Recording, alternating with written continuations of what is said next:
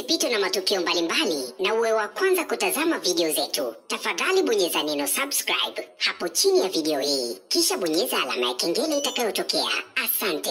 Neema na amani zitokazo kwa Mungu wetu na kwa Bwana wetu Yesu Kristo zikae na sisi sote, hata sasa tunapolisikia neno lake na hata milele.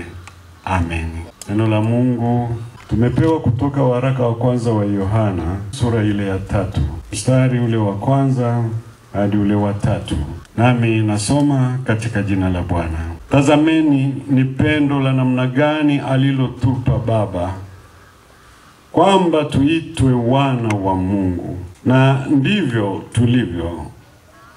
Kwa sababu hii ulimwengu haututambui, kwa kuwa haukumtambua yeye. Wapenzi, sasa tu wana wa Mungu, wala haijadhihirika bado tutakavyokuwa, lakini twajua ya kuwa atakapodhihirishwa tutafanana naye, kwa maana tutamwona kama alivyo. Na kila mwenye matumaini haya katika yeye hujitakasa kama yeye alivyo mtakatifu. Basi kila atendaye dhambi afanya uasi, kwa kuwa dhambi ni uasi. Na tuombe. Asante Mungu wetu kwa ajili ya siku hii ambayo umefanya kipekee tukutanike mahali hapa katika ibada hii, ambapo tunakushukuru Mungu, tunakutukuza na kukuabudu kwa kuwa wewe ni mwema kwetu. Nakushukuru kwa upendo wako na kwa ajili yetu sisi sote, kwa kuwa wewe Mungu umetupenda sana kiasi cha kumtoa Yesu Kristo mwana wako. Tusaidie Baba, tudumu katika pendo hilo, tuendelee kukushuhudia katika matendo yetu na maneno yetu siku zote. Amen. Bwana Yesu asifiwe. Tumepewa kichwa kinachosema ndani ya Kristo maisha mapya, au maisha mapya ndani ya Kristo. Katika waraka tuliosoma Mtume Yohana, kuna sababu moja tu ya msingi, na sababu hii ile ya kwamba Mungu ametuonyesha pendo lake, pendo la kumtoa mwana wake Yesu Kristo atufie msalabani, lakini akamfufua ili na sisi tupate kufufuliwa katika yeye. Ndipo anaposema huyu Yohana, tazameni, tazameni wala msisahau.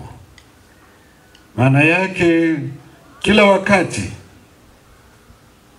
rejeeni katika pendo hili la Mungu alilotupenda kiasi cha kumtoa huyu mwana wake wa pekee. Tunapaswa kumpigia Mungu huyu kelele za shangwe, kwa sababu katika kufanya hivyo sisi tumepata tena nafasi ya kuitwa na kuwa wana wa Mungu. Yesu Kristo kwa kufa kwake na kwa kufuka kwake alijitoa kwa ajili yetu na badala yetu, ili katika yeye tufanyike kuwa wana wa Mungu.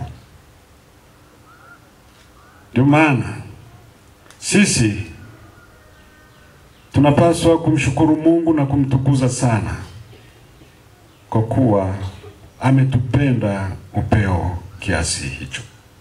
Kisoma waraka wa huyu Yohana ambao ameuandika akiwa mzee sana, utakuta neno kubwa analosisitiza ni neno la upendo.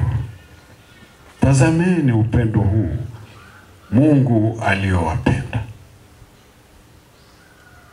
Tazameni upendo huu, kwamba sisi tulio wenye dhambi tumefanyika kuwa wana wa Mungu kwa ajili ya Kristo. Na upendo huu, ndugu zangu, ukatuvute sisi tunaomwamini Kristo na kumtegemea, katuvute katika kupendana. Anasema amchukiaye ndugu yake asijidanganye kwamba anamwamini Mungu. Leo tunakusanyika hapa kumshangilia Mungu na kumtukuza kwa ajili ya upendo wake kwetu. Tunamshangilia Mungu kwa ajili ya mambo makuu aliyotutendea.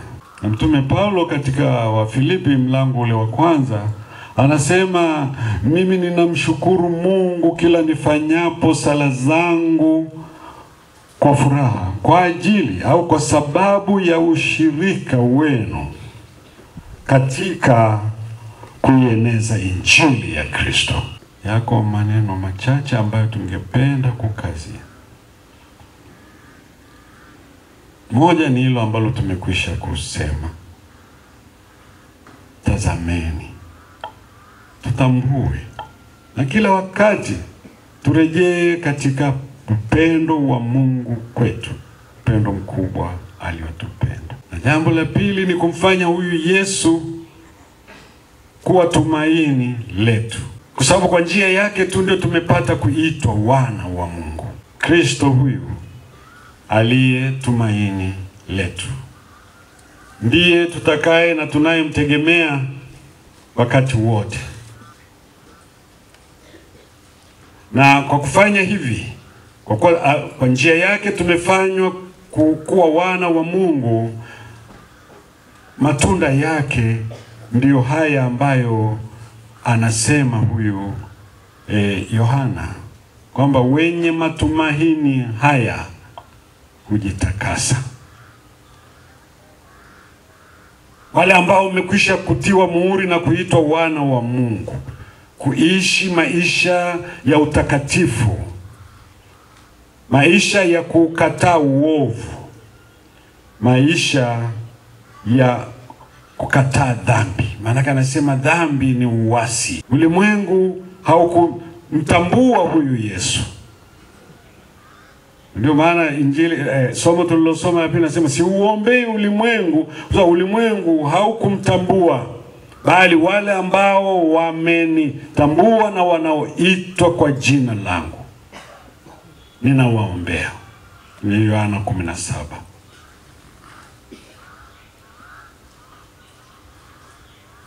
Wao ambao wamemjua Kristo na wamefanyika wana, kila mwenye matumaini haya katika yeye hujitakasa kama yeye alivyo mtakatifu.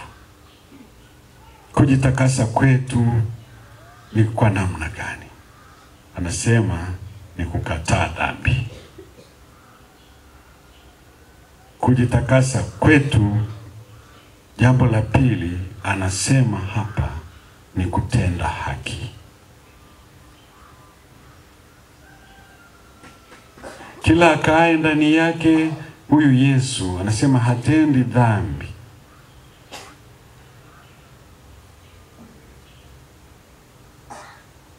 Haina maana kwamba tumekwisha kuwa watakatifu, lakini ndani ya Kristo tunayo nguvu ya kushinda dhambi.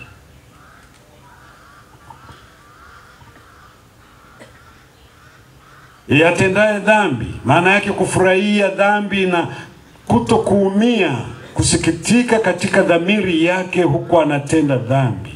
Anasema huyu hakumuona yeye, hakumuona Yesu, wala hakumtambua. Jambo la pili ndio anasema hapa, kujitakasa kwa maana hiyo kama watoto wa Mungu. Anasema mtu asiwadanganye. Atendaye haki yuna haki kama yeye alivyo na haki.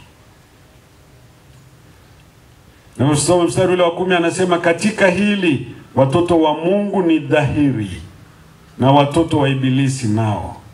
Mtu yeyote asiyetenda haki hatokani na Mungu, wala yeye asiyempenda ndugu yake. Maana hii ndiyo habari mlioisikia tangu mwanzo, kwamba tupendane sisi kwa sisi.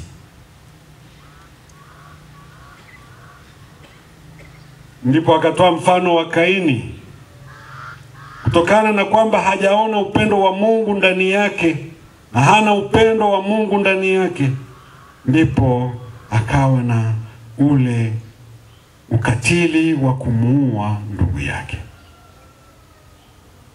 Kutokana na kukosa roho ile ya kuthamini haki katika moyo wake, ndipo akafikia katika uovu ule. Ndipo anaposema si kama Kaini alivyokuwa wa yule mwovu, akamuua ndugu yake. Naye alimuua kwa sababu gani? Kwa sababu matendo yake yalikuwa mabaya na ya ndugu yake yalikuwa ya haki. Wapendwa wote, tunapolitazama pendo la Mungu lililokuu kwetu, tunasukumwa kutoka mioyoni mwetu kupendana. Na anafunga kwa kusema hili ndilo pendo, si kwamba sisi tulimpenda Mungu, bali kwamba yeye alitupenda sisi kwanza, akamtuma mwanawe kuwa kipatanisho kwa dhambi zetu. Anapenda kukaza neno hili la upendo, kwa sababu ndani ya upendo wa kweli utokanao na upendo wa Mungu kwetu, anasema hamna hofu ndani yake. Pendo lililo kamili huitupa nje hofu, kwa maana hofu ina adhabu, na mwenye hofu hakukamilishwa katika pendo hili. Penda kuwatia moyo kwa neno hili la Mtume Paulo kutoka waraka kwa Wafilipi. Anasema baada ya kumshukuru Mungu kwa ajili yao walivyosimama katika imani, katika ushirika, anasema kwamba mimi na anawaombea,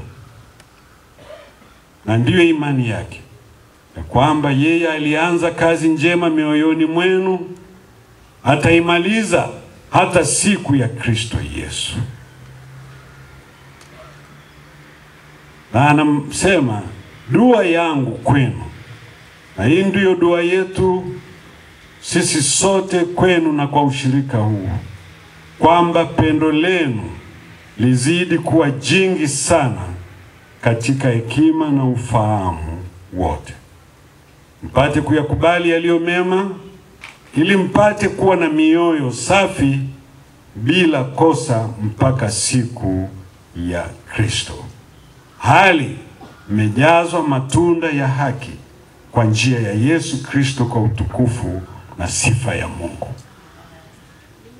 Hiyo ndio dua ya Mtume Paulo kwa washirika wa Filipi. Naona neno hili, upendo na kupenda matendo mema na haki, najirudia mara kwa mara.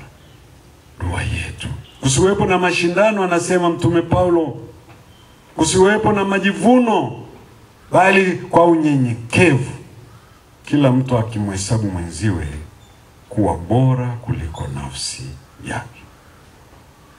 Na mwisho anasema kila mtu asiangalie mambo yake tu.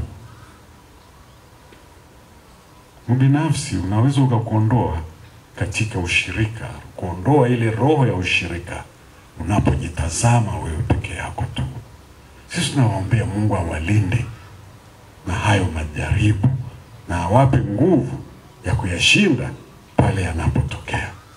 Na ndio maombi yetu.